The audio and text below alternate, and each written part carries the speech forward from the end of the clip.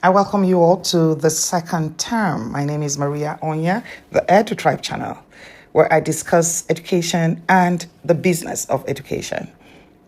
If you're just joining me from the EDU-TRIBE channel, or you are a staff of Org Learning, Consult, or any of the academies, you do know that at the beginning of every term, I always give a charge, either to my leadership team or the community or both. We actually resume with trainings. So I always have the opportunity to share something with all teachers and leaders.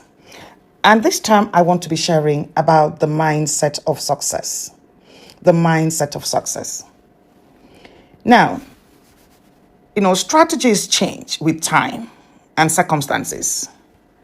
But see, your mindset, the way you think, the way you perceive, the way you respond to issues becomes the engine that comes forward, that helps you succeed regardless of the obstacles. Everything starts from the mind, the abundance of the mind. If you think positive, you're going to see the results.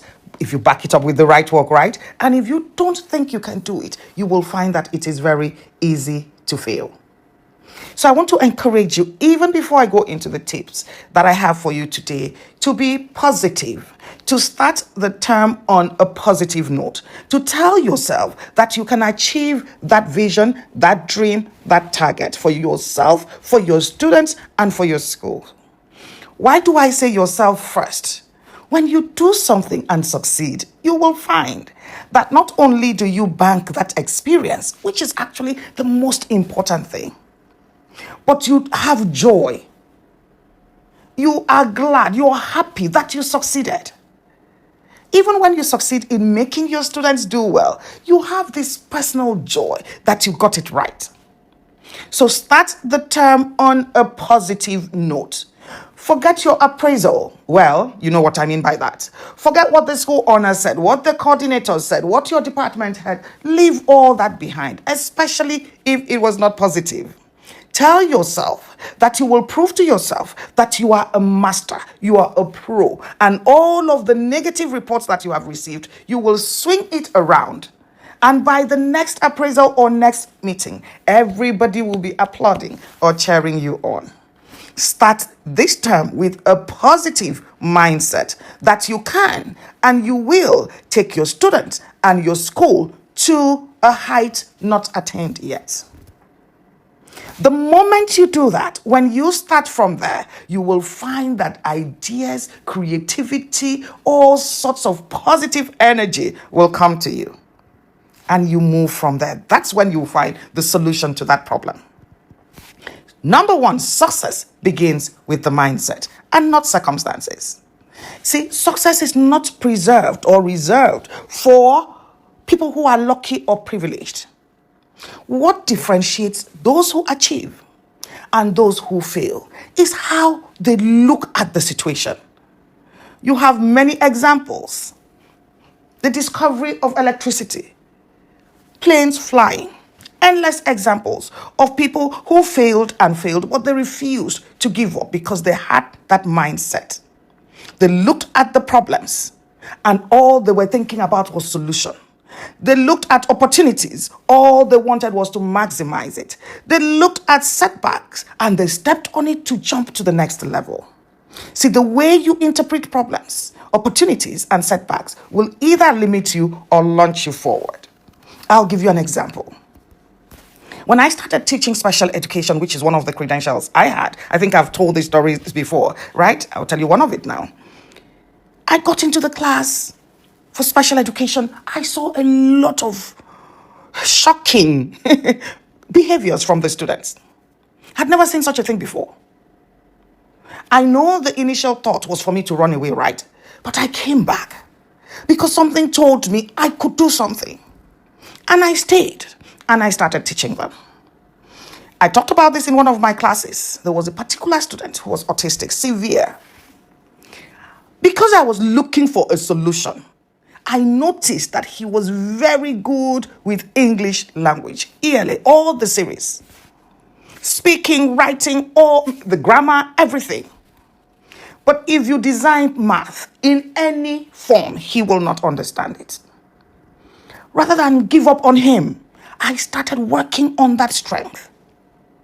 I worked with him. I gave him opportunities. I drilled him because I wanted to prove a point. And then at some point, I went to the school principal and said, please, I want him because there's a special exam for them. They don't take the general exam. I went to the principal. I said, I want this child to attempt the general exam. The principal was like, what? It's never been done. Don't bother yourself. I said, please help me. Let him take the exam. He took the exam. He came out tops, better than some students in the general class. Because I didn't give up. I refused to look at the setback. I was ready to prove a point to myself that I can do it, that I can turn this child into a genius, because I saw the strength that he had, that I could do what nobody had done. So success begins with mindset and not the circumstances, not the story, not the school honor, not what they have told you. Your mindset is very important. Start with a positive mindset. Motivate yourself. Get ready to break your last goal. Jump over that target. Show that you can do the unimaginable. And I tell you, if you jump to touch the sky, you will at least have lifted yourself from the floor or the ground. See you at the top. Number 2, take responsibility for what you can control. It is easy to blame the school owners, blame this person, your head of department does not like you, this one is this. All of that will just demotivate you, depress you, disempower you. The things you can't control. Thank you. No electricity, no resources. They're not nice to you. They're not paying you well. That is outside your control. What can you control? You can control what happens in your classroom between you and that child. By taking ownership of your role in the outcome, even those things that are influenced externally, you understand, you can actually just minimize them or even take them out. It will change the way you look at things. Stop focusing on things you cannot control, things outside of your control, blaming everybody, the system, even blaming the child. This child does not want to learn. I could have used that excuse. This child is actually in a special class. I mean, what is my business? Even making children in a special class take a general class exam. That was not even expected. But it was within my control to make something outstanding happen. And I jumped at it. So take responsibility for what you can control. The classroom is for you. That child is with you. The resources you can get, whatever you need. Learning is under your control. That is you as the leader going to learn what you don't know. All of this is under your control. So take responsibility and stop blaming everybody and everything else and making excuses that will not help you. Number 3, be willing to learn and to unlearn and to relearn. A fixed mindset, which is what we have, clings to old ways of thinking.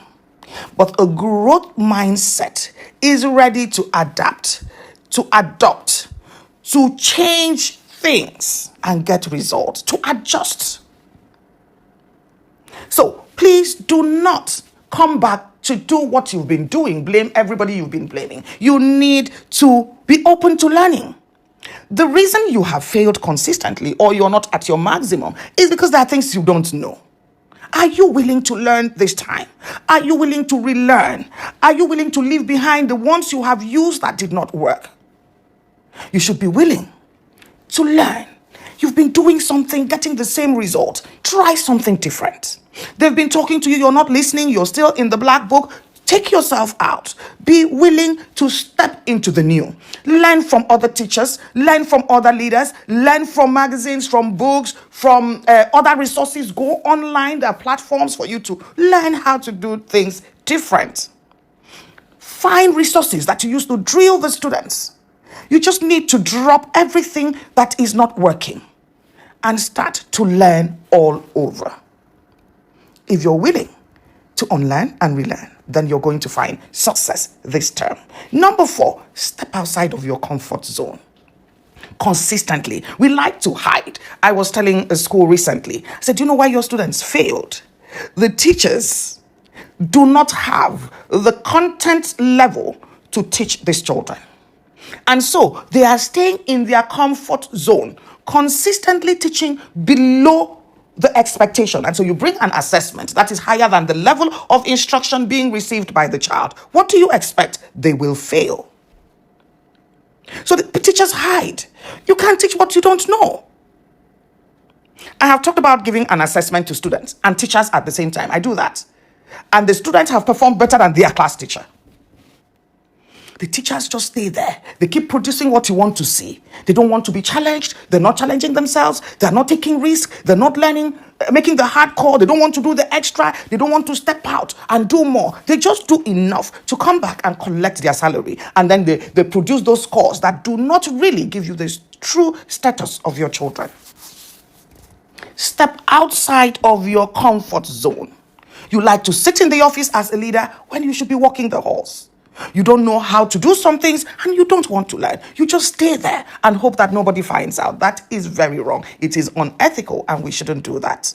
Step out of your comfort zone. Take risk. Make hard calls.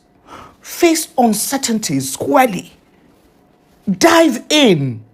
Don't hide from it. Find a way. And you will see that at the end of this term, you will be better, your students will be better, your school will be better. And you will be proud of yourself. Come out from where you're hiding and pretending that you know what you don't know. Make a call today. Ask questions. Get something to learn. Find out what other people are doing. Try it. And if you do it consistently, challenge yourself consistently, you will come out at the top. Number 5, value time as your most precious currency. Unlike money, time cannot be replenished. So you have to prioritize. You have to know what to say yes to and what to say no to. In my charge for last term, that is what I discussed with my leadership. I said to them, you have to look for what is most important, widely important, and pay the greatest attention and time to it. You can't put everything on the same scale, platform, and say they're all important. Dancing, school, children are in school to learn. Their academic progress, success, improvement, wherever they fall into excellence, is the most important business in a school.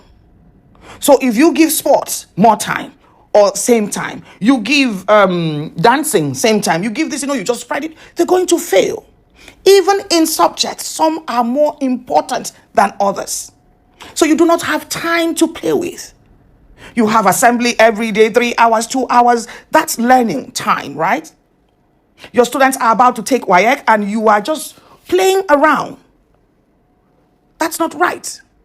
Students are in school for a reason.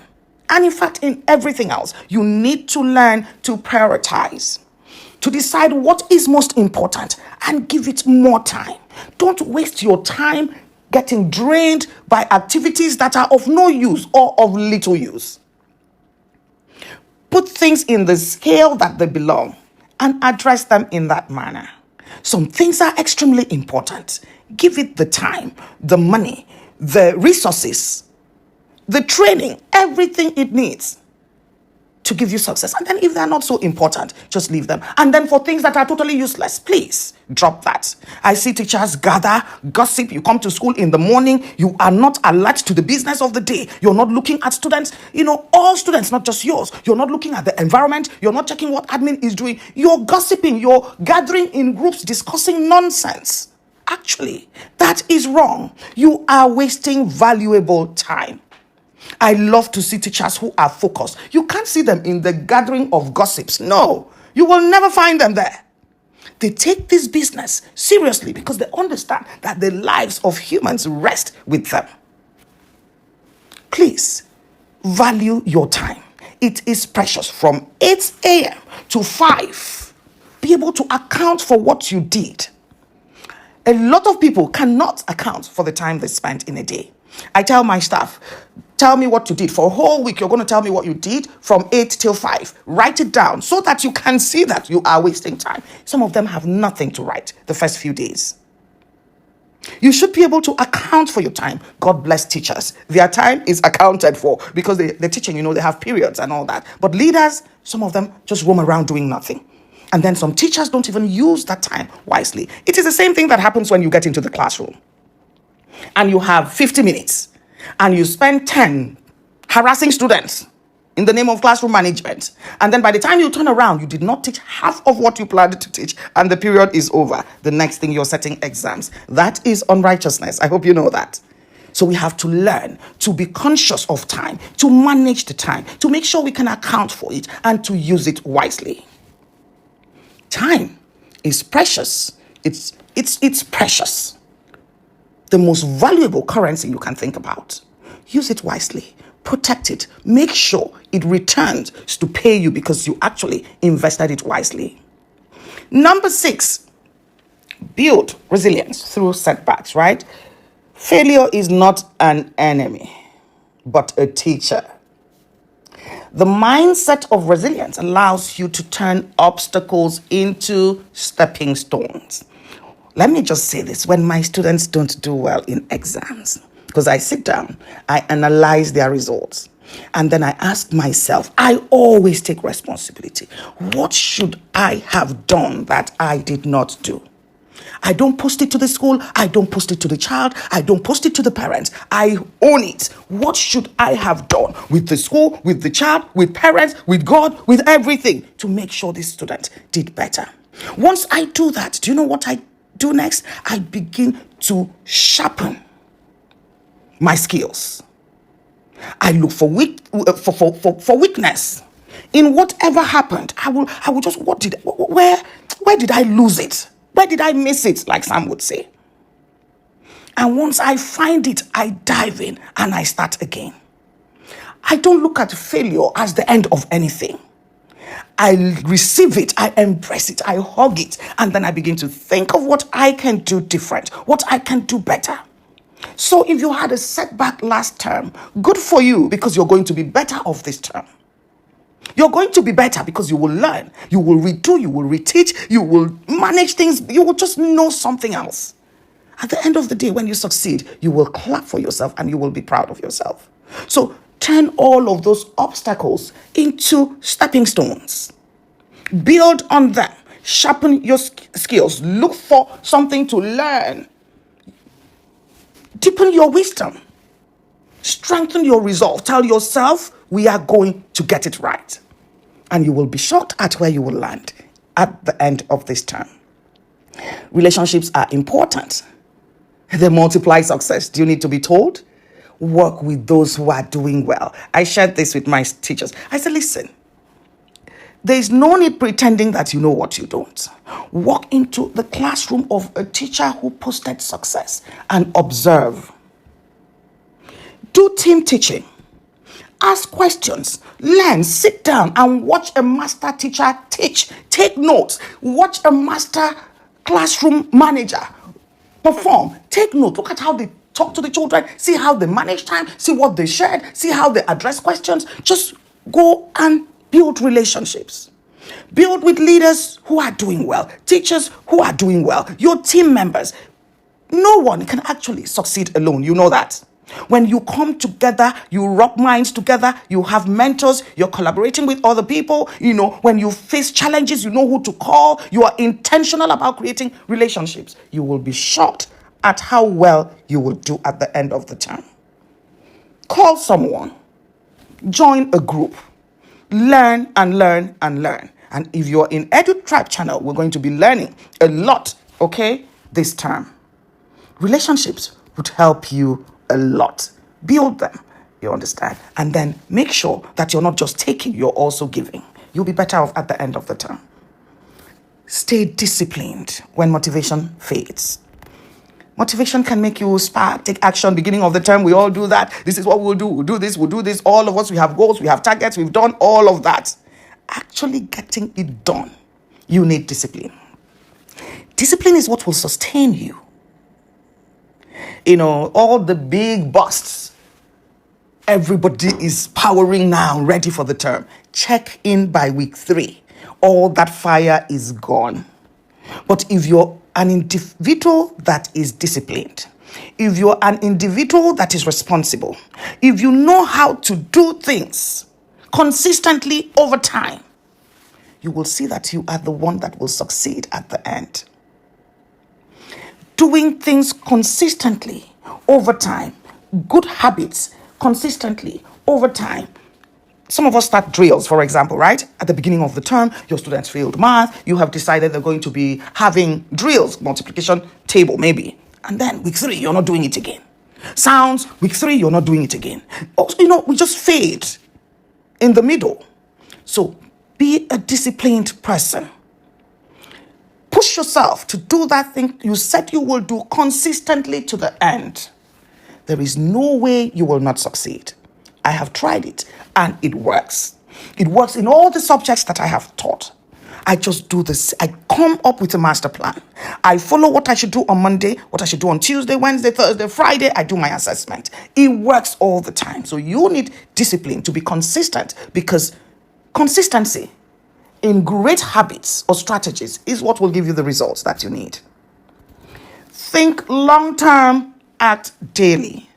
The tension between vision and daily grind is crucial. Winners keep their eyes on the horizon while still committing to daily small steps. Your students are about to take WAEC, right? There are some things you would do every week, every day. I have one school, they've started practicing. Because for learning, repetition is the number one. If the content is right, if you repeat it over time, success is guaranteed. If you have the content, you know the pattern, you know what. That is why people take exams without even going to school. Some students buy the SAT, they study it, they pass the exam without being in an actual classroom. Anything you do consistently, the right thing done consistently over time, will give you the results you expect. So commit to taking the small, they're usually not very easy, not very nice, not celebratory, nobody is going to be applauding you at the time, but just do it. At the end, you will see the results. Take consistent small steps, positive, right, research-driven, proven steps over time. You will see fantastic results at the end. And finally, serve others to create lasting impact.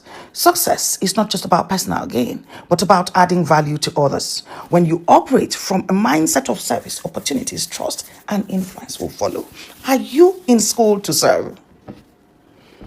Or you are there to bully? You are there to classify. This one is brilliant. This one is not. This one is mumu. This one is this. Ask yourself this honest question. Am I here this term to serve? Or to destroy, to pull down, to mess up, to create more problems? For the organization and for your students, what's your goal? What's your aim? Because if you approach this term with the mindset of serving others, your students, fellow teachers, your leaders, the school owners, you just want to serve the community, parents. With that mindset, you will build capacity. People will see you. People will notice you. People will appreciate you. People will reward you. Above all, God will bless you. So go in ready to serve.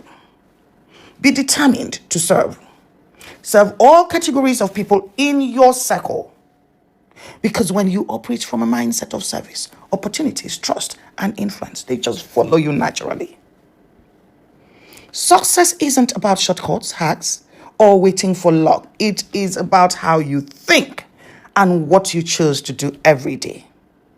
I hope that at the end of this term, we will be celebrating you because you would have done something really outstanding, worth testifying about, and you will share it with all of us. Your students should do so well. Parents will call the school to tell them how amazing you are. Not because you cheated, because we can see the skills in the students and then in their performance. Be determined to be the best version of yourself. Remember, serve others. Think long-term but act daily. Stay disciplined. when motivation is not there anymore. Build relationships, build resilience, value time as a precious currency. Step outside of your comfort zone. Be willing to unlearn and relearn. Take responsibility for everything you can control. And remember, success begins with mindset and not circumstances.